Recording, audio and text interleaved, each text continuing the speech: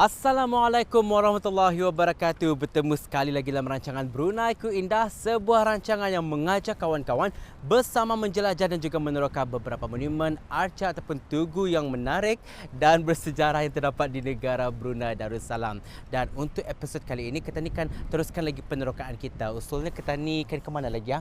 Tapi barangkali kita ni kan ke Blight kali. Pasal dengar-dengar di sana ada arca tugu yang tempat-tempat menarik lah. Jadi jom kita ni kan ke daerah Blight. Let's go. Daerah Blight adalah sebuah daerah yang amat penting bagi bumi Brunei Darussalam kerana di daerah inilah hasil utama negara iaitu minyak dan gas banyak ditemui. Perjalanan dari daerah Brunei dan Muara menuju ke daerah Blight kira-kira 100 lebih kilometer. Memang jauh kawan-kawannya, jadinya apabila kita ni kan ke daerah Blight, apa yang perlu pastikan ialah kenderaan bus kita selamat untuk digunakan. Ya kawan-kawan, monumen yang akan kita ni terokai ini merupakan sebuah menara. Rupanya di daerah Blight ni ada menara juga. Jadi usulnya anda lagi dah sampai ke destinasi kita ni kan turun melihat macam mana usul menara ni. Jom.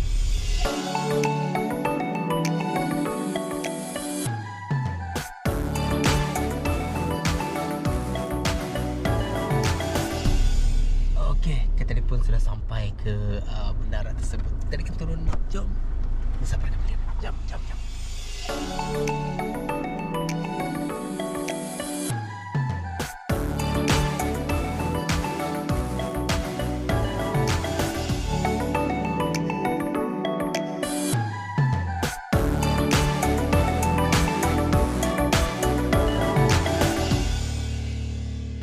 Inilah dia ada Menara Cendera Kenangan. Menara Cendera Kenangan ini terletak di persiaran menara Jalan Sungai Kuala Blight dan di belakang menara ini menghadap Sungai Blight yang menjadi laluan dan pelabuhan bagi kapal-kapal dan nelayan untuk pergi ke laut. Menara ini adalah merupakan persembahan rakyat dan penduduk daerah Blight sempena ulang tahun Hari Keputeraan Kebawah-Duli Yang Maha Mulia Paduka Seri Baginda Sultan dan Yang di-Pertuan Negara Brunei Darussalam yang ke-50 tahun pada 15 Julai 1996. Menara ini telah dipersembahkan ke hadapan Majlis Kebawah-Duli Yang Maha Mulia Paduka Seri Baginda Sultan dan Yang di-Pertuan Negara Brunei Darussalam sempena keberangkatan Baginda bercemar duli bersama rakyat di daerah Blight pada hari Selasa 22 Julai 1967. Pembinaan menara yang memakan belanja hampir RM1 juta dengan keluasan kira-kira 3 ekar. Menara ini dibina atas sumbangan seramai 118 individu yang meliputi orang perseorangan, syarikat swasta, persatuan, kumpulan rumah panjang serta penduduk dan rakyat daerah Blight yang meliputi pelbagai kaum dan puak.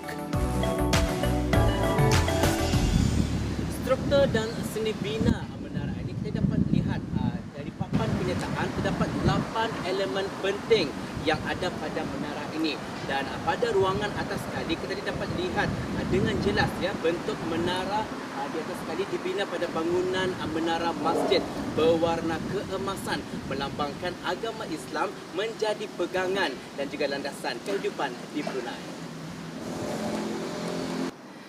Manakala payung sultan di bawahnya sebagai lambang raja, sebagai tempat rakyat dan penduduk bernaung.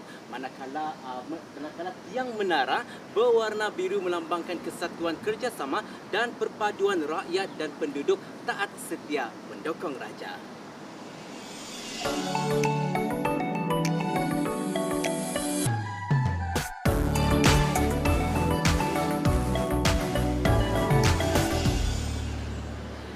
Menara ini mempunyai ketinggian 29 meter melambangkan Kebawah-Duli Yang Maha Mulia Paduka Seri Baginda Sultan dan Yang di-Pertuan Negara Brunei Darussalam adalah Sultan Brunei yang ke-29.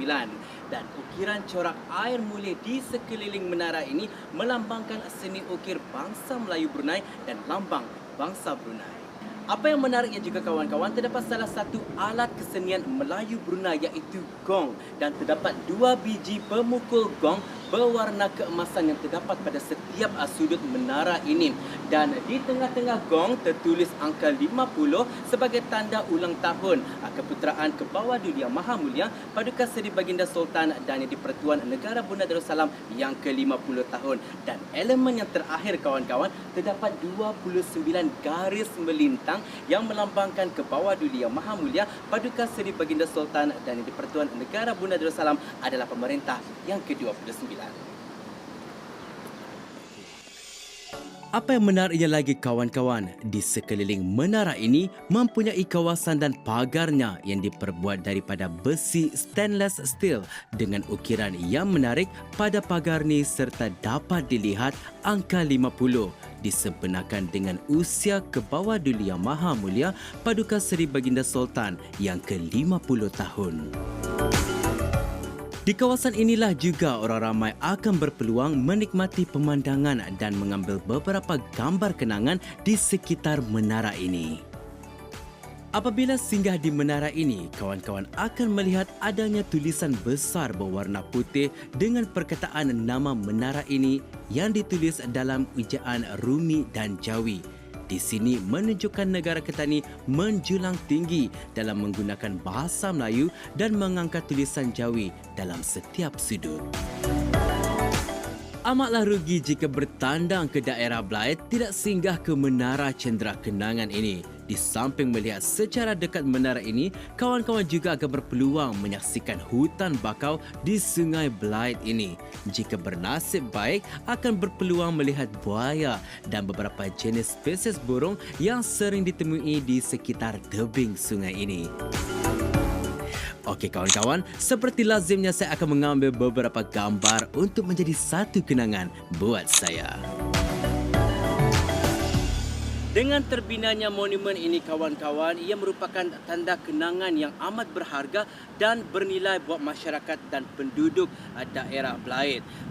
Kesepakatan, kerjasama dan juga hubungan yang terjalin erat antara masyarakat dan penduduk daerah Blyth jelas terbukti daripada menara ini, dan amalan tersebut haruslah dipertahankan dan diamalkan oleh generasi pada masa sekarang. Alhamdulillah, ya udah, sekarang kita pun sudah sampai di penghujung rancangan dan semoga episod kali ini dapat lagi memberikan informasi dan juga maklumat kepada kawan-kawan kita ni yang ada di sana. Dan hingga kita berjumpa lagi di lain episod dalam rancangan Brunei Ku Indah. Assalamualaikum warahmatullahi wabarakatuh. Sampai jumpa lagi.